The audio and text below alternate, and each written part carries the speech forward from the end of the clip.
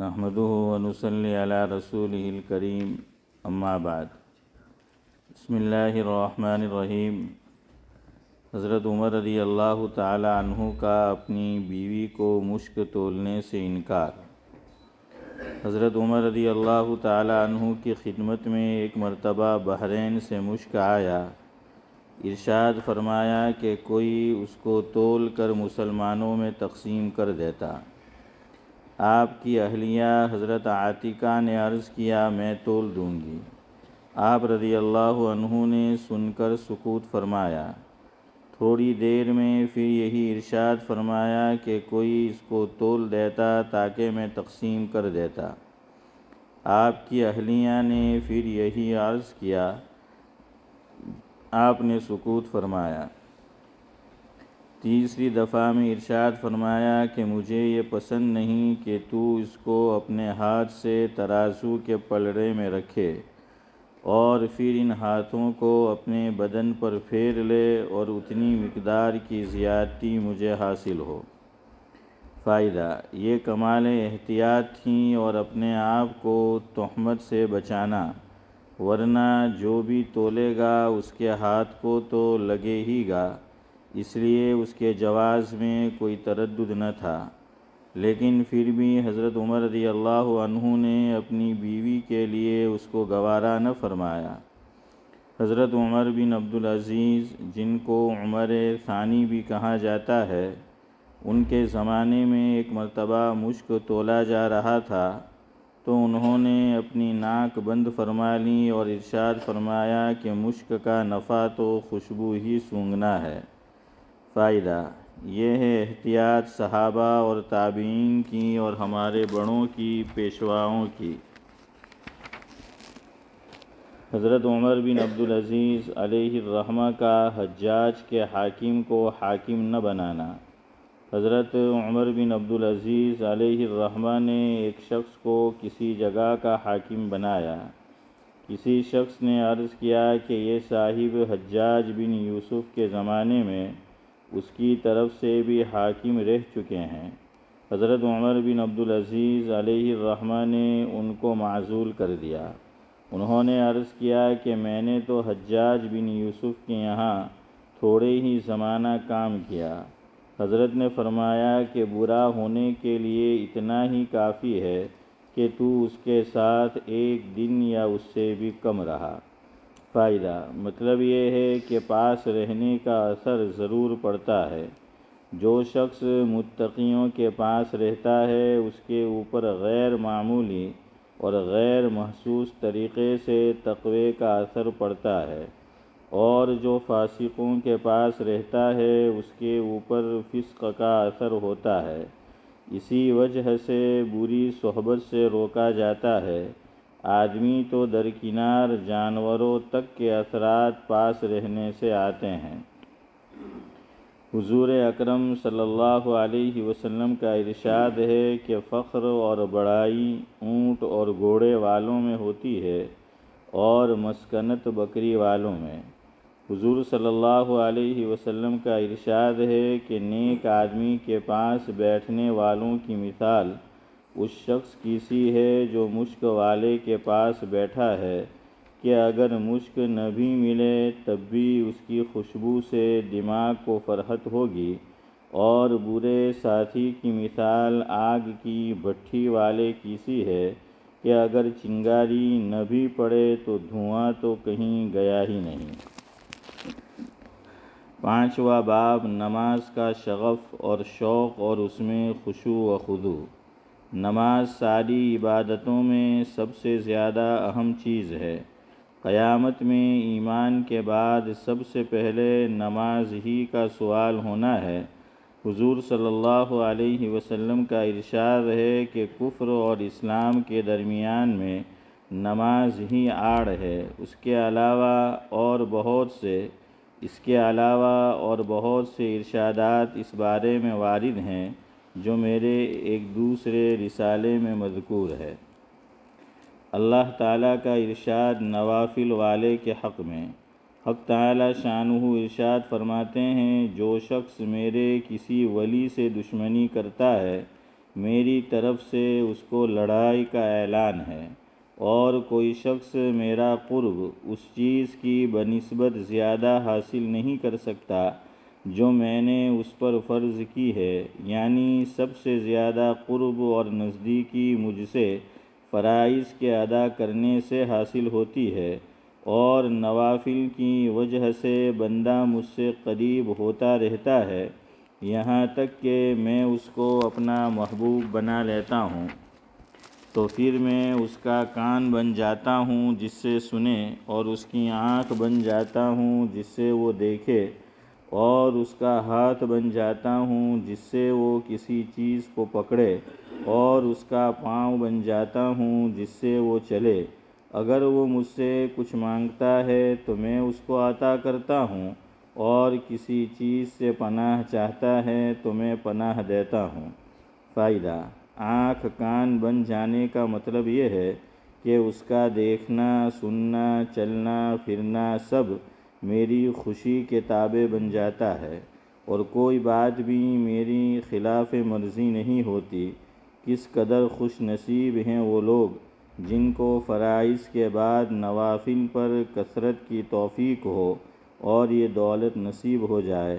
اللہ تعالی شانہ اپنے فضل سے مجھے اور میرے دوستوں کو بھی اور ہم کو بھی نصیب فرمائیں، آمین۔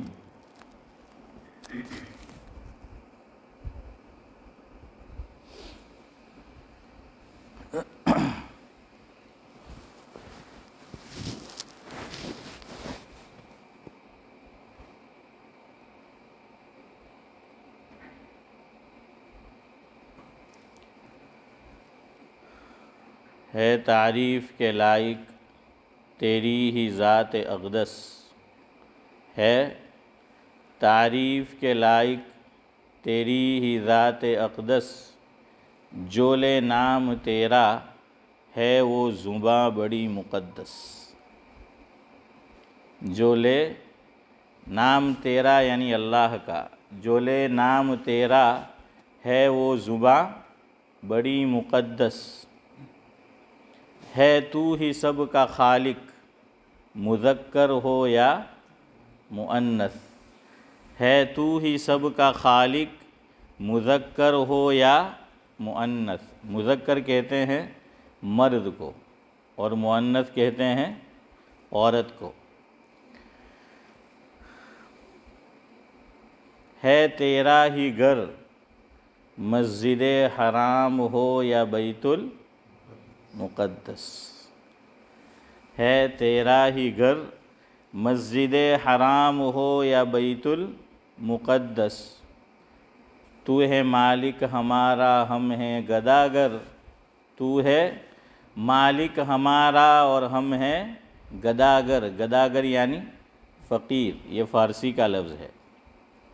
شیخ سعدی علیہ الرحمہ نے اسی لیے کریمہ کے اندر ایک بات یہ کہی ہے جس کا مفہوم یہ ہے کہ گداگر، فقیر، مانگنے والا، غریب، اگر وہ عاجزی اختیار کرتا ہے، انکساری اختیار کرتا ہے، تواضع اختیار کرتا ہے تو کوئی بڑی بات نہیں ہے۔ بڑی بات یہ ہے کہ آدمی کے پاس عہدہ ہو، طاقت ہو، روپیہ پیسہ ہو، مال و دولت ہو، اور اس کے باوجود وہ بندہ بن کر زندگی گزارے، عبدیت اختیار کرے۔ ورنہ ہمارے ایک بزرگ فرماتے ہیں کہ غور کرے ہم ہمارے سماج پر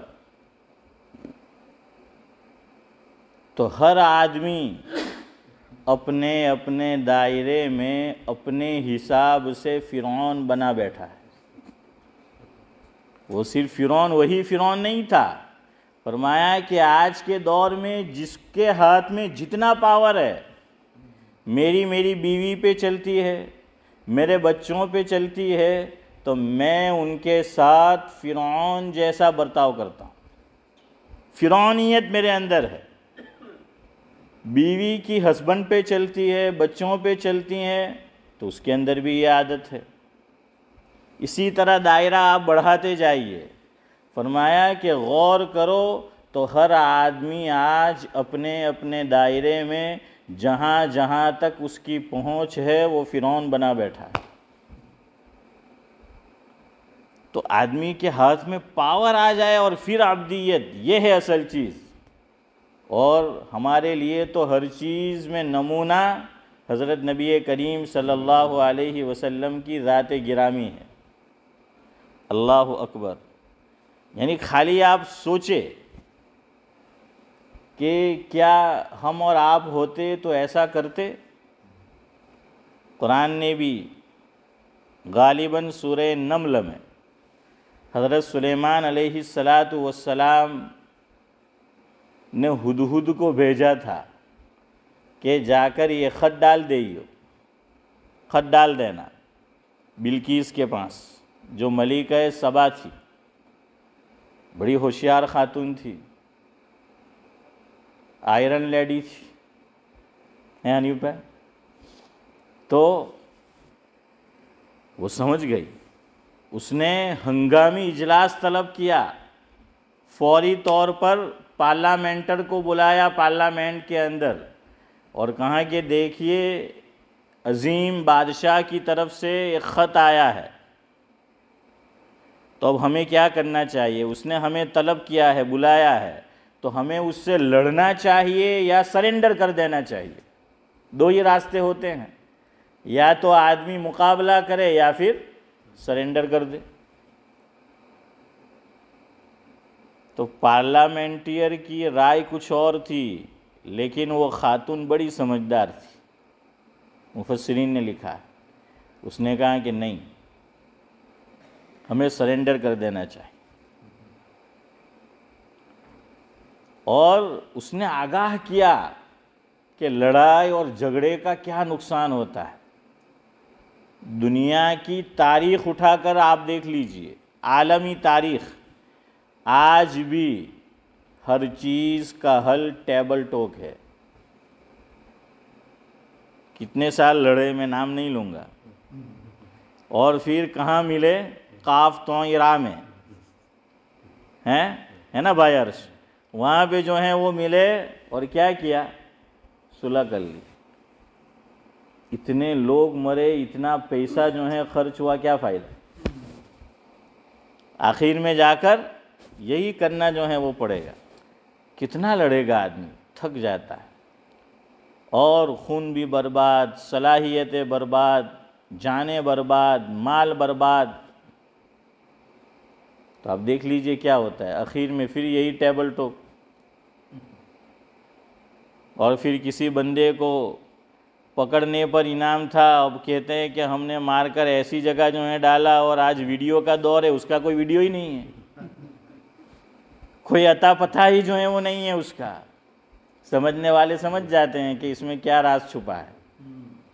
بہرحال تو یہی بات کہی ملکہ سبا نے۔ قرآن کہتا ہے کہ قالت ان الملوک اذا دخلوا قریۃ افسدوها وجعلوا اعزۃ اہلها اذلہ۔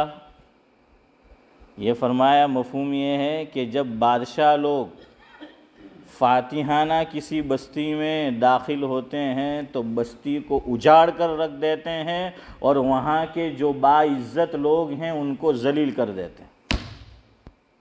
کیا کر دیتے ہیں محسن بھائی؟ کہ ذلیل کر دیتے ہیں عزت والوں کو۔ تو اس لیے ہمیں یہ نہیں کرنا ہے۔ تو اللہ کے نبی صلی اللہ علیہ وسلم اور صحابہ کرام کو مکہ مکرمہ سے ہجرت کرنی پڑی تھی۔ پہلی ہجرت تو حبشہ کی طرف، اور دوسری ہجرت جو آقا نے بھی کی کہاں پر؟ مدینہ منورہ کی طرف۔ سب کچھ چھوڑ چھاڑ کر، جان بچا کر ان کو جو ہے جانا پڑا مدینہ منورہ، لیکن فتح مکہ ہوا۔ میں آپ کو یہ بتا رہا ہوں کہ ہر چیز میں میرے اور آپ کے لیے اسوہ اور نمونہ آقا کی ذات گرامی ہے۔ غریب آدمی تواضع کرے، جس کے ہاتھ میں پاور ہی نہیں ہے وہ تواضع اختیار کرے، کوئی بڑی بات نہیں ہے، اس کو تو کرنا ہی ہے۔ لیکن آدمی کے ہاتھ میں عہدہ ہو، پاور ہو، کرسی ہو، مال و دولت ہو، اس کے انڈر میں جو لوگ ہیں ان کے ساتھ وہ عاجزانہ برتاؤ کرے، یہ خوبی ہے، یہ خوبی ہے۔ تو حضور صلی اللہ علیہ وسلم نے اس دن چاہتے تو خون کی ندیاں بہا سکتے تھے، اگلا پچھلا سب وصول کر سکتے تھے، اور صحابہ بھی بھولے نہیں تھے۔ اسی لیے ایک صحابی جن کے ہاتھ میں جھنڈا دیا تھا اللہ کے نبی صلی اللہ علیہ وسلم نے، فتح مکہ کے دن ان کی زبان سے یہ جملہ نکلا کہ الیوم یوم الملحمہ، کہ آج تو بدلہ لینے کا دن ہے، کہ ہمیں جو ذلت کر کے نکالا، ہم پر جو ظلم کیا، آج بدلہ لینے کا دن ہے، آج ہم ان سے بدلہ لیں گے۔ آقا کے کان میں یہ الفاظ پڑے ہیں تو حضور اکرم صلی اللہ علیہ وسلم نے ان کے ہاتھ سے وہ جھنڈا اور وہ علم وہ لے لیا، ترنگا لے لیا حضور نے ان کے ہاتھ سے۔ لیکن دیکھیے یہاں پر نبی نبی ہوتا ہے، اور ایسا نہیں کہ وہ نبی تھے، وہ تو نبی تھے لیکن ہمارے لیے مثال قائم کر کے گئے، اسوہ قائم کر کے گئے، کہ ایسے حالات میں کہ جب جذبات آسمان کو چھو رہے ہوں اور ہم کسی سے جھنڈا لے لیں، سب کے سامنے لوگ موجود ہیں، تو آدمی کے دماغ میں شیطان یہ بات ڈالتا ہے جاوید بھائی کہ اس نے میرا انسلٹ کیا ہے، میری بے عزتی کی، کہ سب کے سامنے مجھے جھنڈا دیا تھا، علم دیا تھا، ترنگا میرے ہاتھ میں تھا، وہ جو ہے وہ لے لیا ہے۔ ہو سکتا ہے صحابی کے دل میں نہ آتی یہ بات، لیکن میرے اور آپ کے لیے نمونہ، ہدایت، سبق، عبرت یہ بتایا کہ ایسے وقت پہ کیا کرے۔ تو حضور نے جھنڈا تو ان کے ہاتھ سے لیا لیکن کسی اور کو نہیں دیا، ان کے حقیقی بیٹے کو دیا۔ ہیں حنیف بھائی، باپ سے لے کر بیٹے کو دے دیا، تو پھر اتنا آدمی کو برا نہیں لگتا، بلکہ برا نہیں لگتا، وہ اور خوش ہوتا ہے کہ یہ تو میرے بیٹے کی عزت کو چار چاند لگ گئے، کہ اتنے سارے لوگوں میں سے آقا نے ان کا انتخاب کیا، میرے بیٹے کا جو ہے وہ انتخاب کیا ہے نا۔ بیٹے کو کامیاب ہوتا دیکھ کر ماں باپ خوش ہوتے ہیں۔ اسی لیے ہمارے ایک استاد فرماتے تھے، نورانی بھائی، مفہوم یہ ہے دنیا میں ہر آدمی سے جلتا ہے کامیابی دیکھ کر، الا ماشاء اللہ، لیکن دو افراد ایسے ہیں کہ جو کامیابی دیکھ کر جلتے نہیں بلکہ خوش ہوتے ہیں، آگے اور ترقی کی اس کے لیے دعائیں نکلتی ہیں، وہ ماں اور باپ ہیں۔ ماں باپ کبھی بیٹے کی ترقی سے نہیں جلیں گے، ورنہ آج کا دور ایسا ہے کہ بیوی کی ترقی دیکھ کر، بولو آپ کہہ رہے ہیں، میں نے تو نہیں کہا ہے اسماعیل چچا، انہوں نے کہا، میں نے تو نہیں کہا، اب گھر ان کو جانا ہے اور مجھے بھی جو ہے جانا ہے، لیکن میں تو بچ گیا۔ تو جو ہے بیوی کی ترقی دیکھ کر شوہر جلتا ہے اور شوہر کی ترقی دیکھ کر بیوی جلتی، اور ایسا قصہ ہوا ہے اور مجھے معلوم ہے، میں ان کو جانتا ہوں کہ بیوی بھی جاب کرتی تھی، ہسبینڈ بھی جاب کرتا تھا، بیوی کا جاب اچھا تھا، سیلری بڑھ گئی، تنخواہ بڑھ گئی، تو شوہر ہی جیلس جو ہے وہ کرنے لگا، جلن، اور اسی میں جھگڑا ہوا کہ کام چھوڑ એમ કે તારો પગાર મારા કરતાં વધારે હોય તો તારું તો માથું પછી આસમાન પર રહે,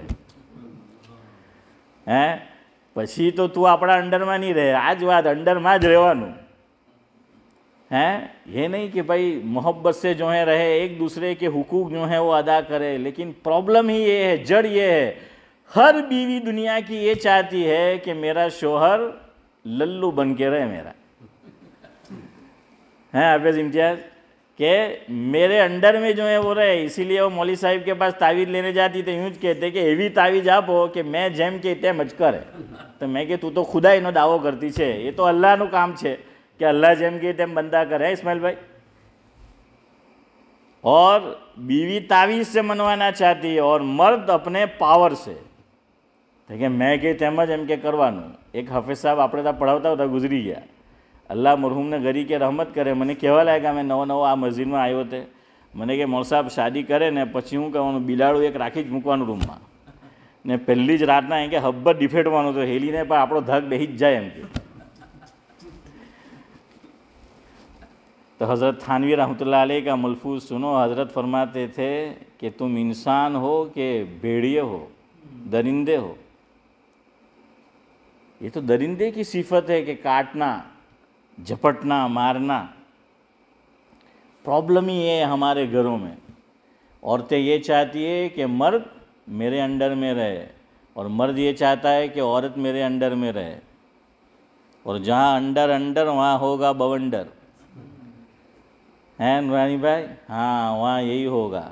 اس لیے ایک دوسرے پر شریعت نے جو حقوق عائد کیے ہیں اس کو ادا کرتے رہو تو کچھ نہیں ہوگا. لیکن جہاں پر یہ صفت آئے گی وہاں پھر معاملہ جو ہے وہ گڑبڑ ہوگا. خیر میں آپ کو یہ بتا رہا تھا کہ اللہ کے نبی صلی اللہ علیہ وسلم نے ان کے بیٹے کے ہاتھ میں جھنڈا دیا اور ان کو سلوگن بھی دیا کہ کیا تجھے بولنا ہے، وہ بھی حضور نے بتایا.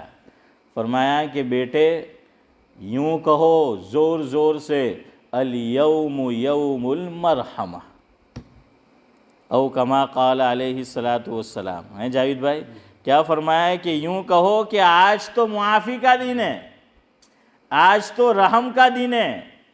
اسی لیے دنیا کی تاریخ میں ایسی فتح نہیں ہے کہ خون بہے بغیر فتح ہو گئی ہو. یہ بھی حضور کا کرشمہ ہے اور حضور کی کرامت ہے اور حضور کا کارنامہ ہے کہ خون نہیں بہا ہے اور مکہ مکرمہ کو فتح کر لیا ہے. اور عام معافی کا کئی طرح کے اعلان ہوئے. اور کتابوں میں لکھا ہے کہ حضور اونٹ پر سوار تھے صلی اللہ علیہ وسلم. ایک چیز ہوتی ہے لکڑی اونٹ کے اوپر ہے، تو وہ روایت کے اندر آتا ہے کہ وہ جو لکڑی ہوتی ہے تو آپ صلی اللہ علیہ وسلم کے چہرے کا یہ حصہ جس کو ہم تھوڑی کہتے ہیں، ڈاچو ہے، تو وہ کیا ہے اس کے ساتھ لگا ہوا تھا. یعنی حضور نظر اٹھا کر بھی نہیں دیکھ رہے تھے. حضور کی ذات سے ابدیت ٹپک رہی تھی اور حضور صلی اللہ علیہ وسلم نے معاف کر دیا سب کو کہ جاؤ میں تم کو معاف کرتا ہوں. عام معافی کا اعلان کر دیا. معافی کا اعلان کرنا تھا کہ قرآن نے اس کی تعبیر کی کہ اذا جاء نصر اللہ والفتح ورأيت الناس يدخلون في دین اللہ افواجا. اتنے سال محنت کی، تبلیغ کی، اتنے لوگ ایمان نہیں لائے جتنے اخلاق محمدی کو لے کر اور معافی کو لے کر لوگ دھڑا دھڑ ایمان میں داخل ہوئے. اس لیے یاد رکھو دلوں پر حکمرانی کرنی ہے تو معافی ہی اس کا ذریعہ ہے. جسم پر حکمرانی کرنی ہے تو پھر تلوار اٹھاؤ، ڈنڈا اٹھاؤ، اپنے انڈر میں رکھو، دھاک میں رکھو. لیکن دلوں پر حکمرانی کرنی ہے تو نرمی اختیار کرنی پڑے گی. اخلاق جو ہیں وہ بتانے پڑیں گے، معافی جو ہے وہ دیتی رہنے پڑے گی. اسی لیے کہا کہ جس کے ساتھ تعلق آپ کو قائم رکھنا ہے تو اپنے دل کے ایک گوشے کے اندر، ایک خانے کے اندر معافی کا قبرستان بنا لو کہ جس میں اس کی غلطیوں کو کیا کرتے رہو، دفن کرتے رہو. اسی لیے کسی شاعر کا بہت پیارا شعر ہے، مجھے بہت پسند ہے. وہ کہتے ہیں کہ کچھ اس طرح سے میں نے زندگی کو آساں کر لیا، کچھ اس طرح سے میں نے زندگی کو آساں کر لیا، کچھ لوگوں سے معافی مانگ لی اور کچھ لوگوں کو معاف کر دیا. کچھ لوگوں سے معافی مانگ لی اور کچھ لوگوں کو حنیف بھائی معاف کر دیا. معاف کرنا تو آسان ہے، معافی مانگنا مشکل ہے، یا پھر اور مرد خاص کر وہ انا آ جاتی ہے۔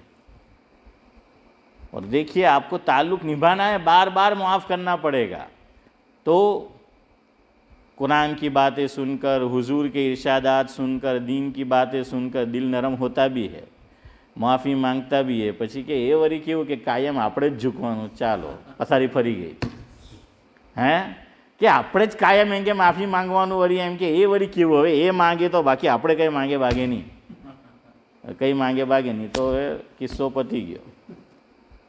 دونوں طرف سے رسی کو آدمی کھینچے گا تو کیا ہو جائے گی؟ ٹوٹ جائے گی، اور ڈھیل دے گے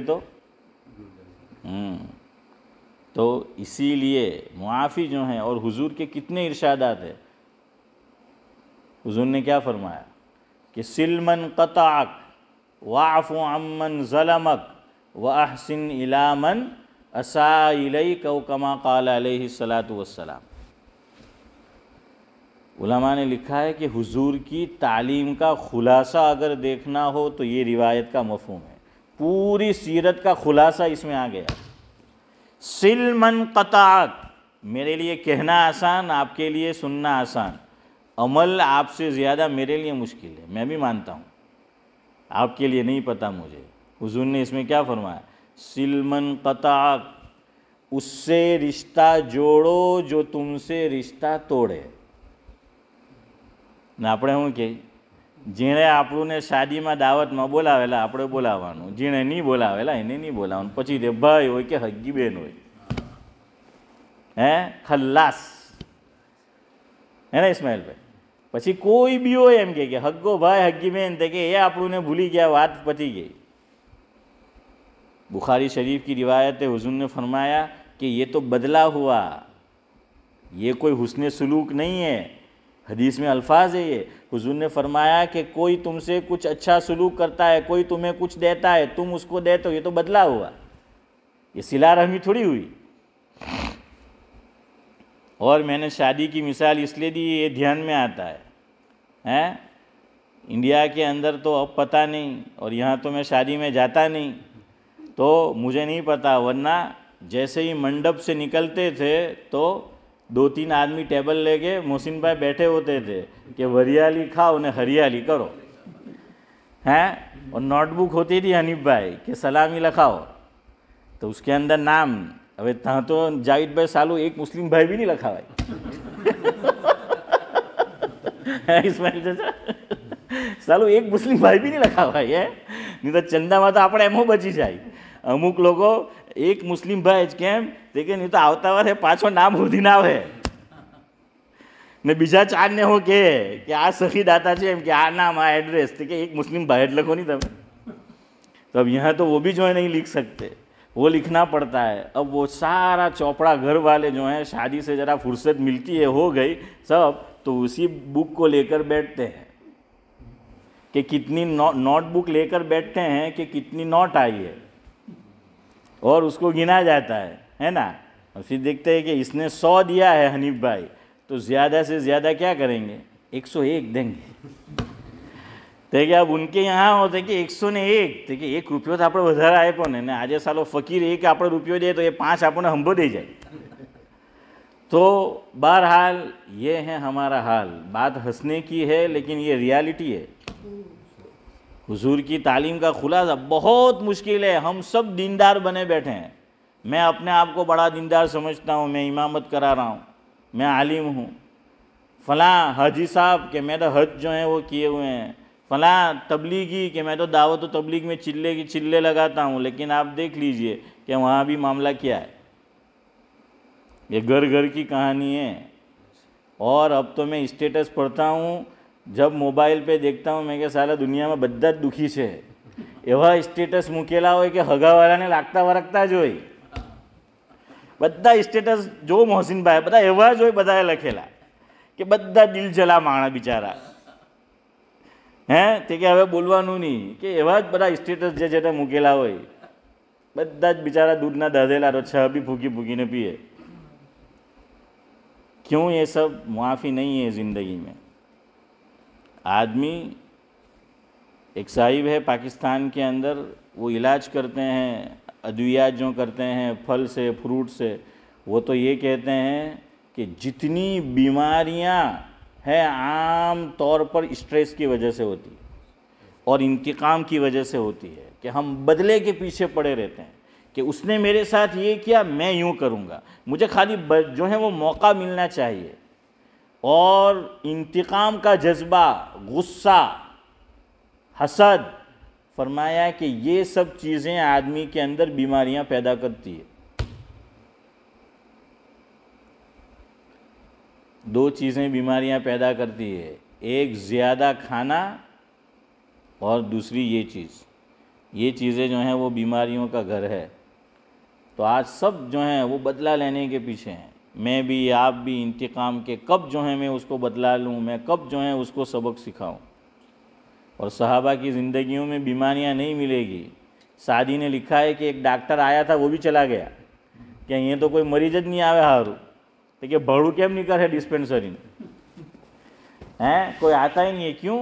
وہاں پر قرآن نے صحابہ کرام کی صفت بتائی کہ محمد الرسول اللہ والذین معہ اشداء علی الکفار رحماء بینہم، آپس میں کیا ہے؟ رحم دلی، معافی۔ اسی لیے اقبال نے بھی کہا ہے نا کہ تم ہو آپس میں غضبناک وہ آپس میں رحیم، تم ہو آپس میں غضبناک وہ آپس میں رحیم، تم خطا کار و خطا بین وہ خطا پوش و کریم، چاہتے سب ہیں کہ ہوں اوج ثریا پہ مقیم، کہ صحابہ جیسی ہمیں کامیابی ملے، حکومت جو ہے وہ ملے۔ تو فرمایا کہ تمہارے اندر دیکھو اور صحابہ میں دیکھو، تم ہو آپس میں غضبناک، کہ تم آپس میں لڑ مرتے ہو، بدلہ، انتقام، اور وہ آپس میں معاف کرنے والے۔ تم خطا کار و خطا بین وہ خطا پوش و کریم، کہ تم آپس میں ایک دوسرے کی غلطیاں اچھالتے رہتے ہو، دیکھا اس کو معاف نہیں کیا، بلکہ نہیں بھی دیکھا ہے کوئی کہ وہ بھاری ویڈیو آولو سے ہیلانو ایم کے کوئی اتال دیدلو છે એમ કે તું મોકલની એટલે કે હું ઘેર જઈને જોઉં વાઈફાઈ ચાલુ કરીને નુરાનીભાઈ નહીં આવે તો તાલાવેલી થાય કે સાલો હજુ નહીં આવ્યો એમ કે પછી ફોન કરે તો વિડીયો મોકલાવ નહીં એમ કે આવ્યો કેમ નહીં, دیکھا دوسرا ہوتا تو منع کر دیتا کہ بھائی نہیں، اور پھر آگے جو ہے وہ فارورڈ۔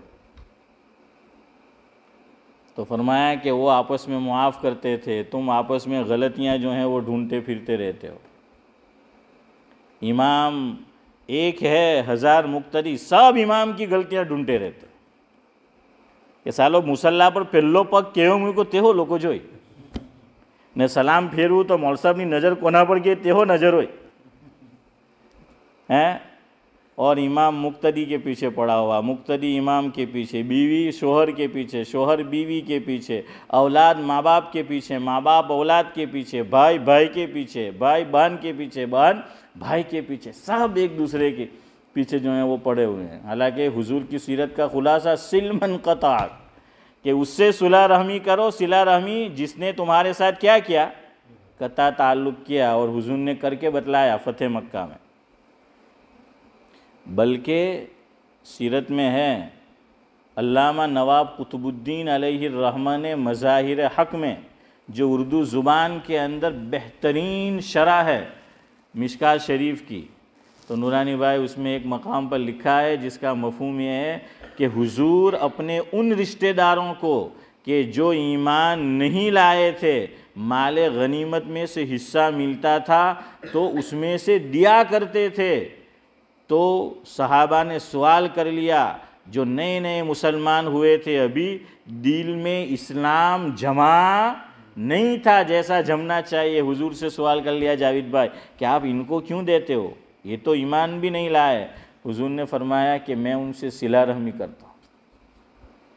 اور دوسری بات فرمائی، یاد رکھو، فرمایا مال ایسی چیز ہے، ایسی چکنی چپاتی مال چیز ہے کہ یہ گلو کا کام کرتا ہے، آپس میں محبت کو جوڑنے کا کام کوئی چیز کرتی ہے وہ مال ہے، آپ مدد کر دو. تو حضور نے فرمایا کہ میں اس لیے. اور حضرت عمر رضی اللہ تعالیٰ عنہ کے حالات میں لکھا ہے، علامہ ادریس کاندھلوی نور اللہ مرقدہ کے خطبات جو چھپے ہوئے ہیں، خطبات ادریس کے نام سے اس میں موجود ہے، جس کا خلاصہ یہ ہے حضرت عمر فاروق رضی اللہ تعالیٰ عنہ کی عادت کریمہ یہ تھی کہ جب زکوٰۃ نکالتے تھے تو اپنے ان رشتہ داروں کو پہلے دیتے تھے اور زیادہ دیتے تھے جن کی ان کے ساتھ بنتی نہیں تھی.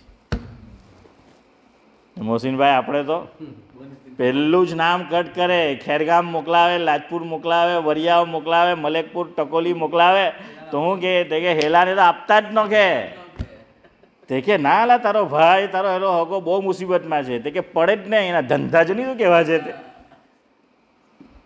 ہیں. ہمارا تو یہ حال ہے.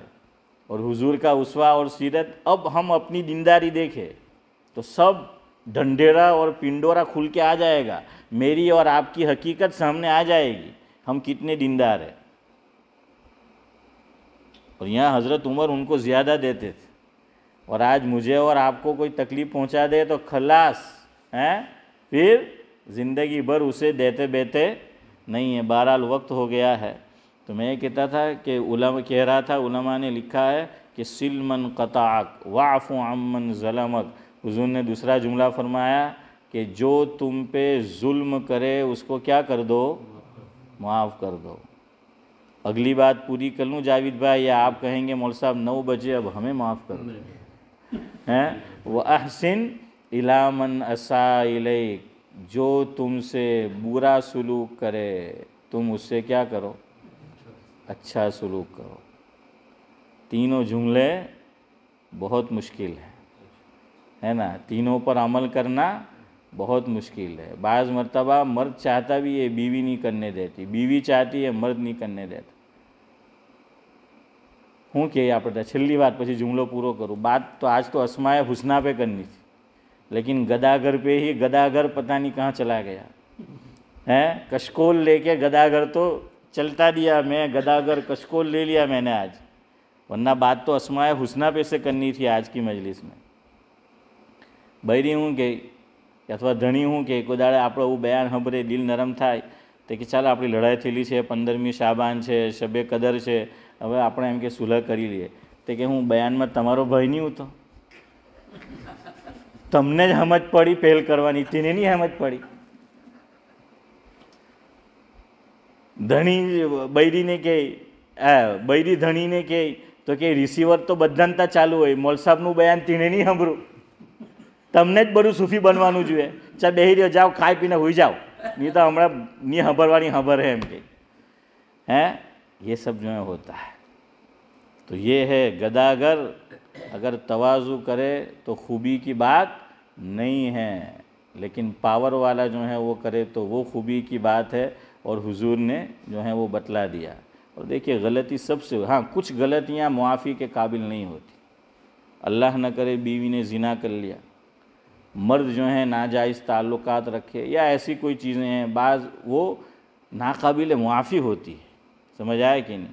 लेकिन छोटी मोटी गलतियाँ जो हैं वो तो सबसे हो ही जाती है. मैं आपको सुनाता रहता हूँ, मैं रादेर पढ़ने जाता था हाफिज़ साहब, तो नूर भाई हमारे थे, वो कचौली से बस चलती थी और पूरा सकरात का आलम बस पे तारी होता था. कोई पुर्जा ऐसा नहीं था मौलाना जो हिलता नहीं था. और हम कहते थे कि ये बस नूरानी भाई, नूर भाई उनका नाम था, नूर भाई के ईमान के नूर से ही चलती है, चलती थी वाकई में. अभी मैं हाफिज़ साहब गया, पूछा मैं कि कचौली थे कि नूर भाई हो रिटायर किया ना अल्लाह तक अंत्य हो बनते गए. तो उसमें जावेद भाई एक बात लिखी थी, इंसान मात्र भूलने पात्र. और इसी को शायर ने कहा है, सड़क कितनी भी साफ हो धूल हो ही जाती है. सड़क कितनी भी साफ हो धूल हो ही जाती है, आदमी कितना भी पाक हो भूल हो ही जाती. सुभान अल्लाह बिहम्दिही, सुभानक अल्लाहुम्मा बिहम्दिक, नशहदु अल्ला इलाहा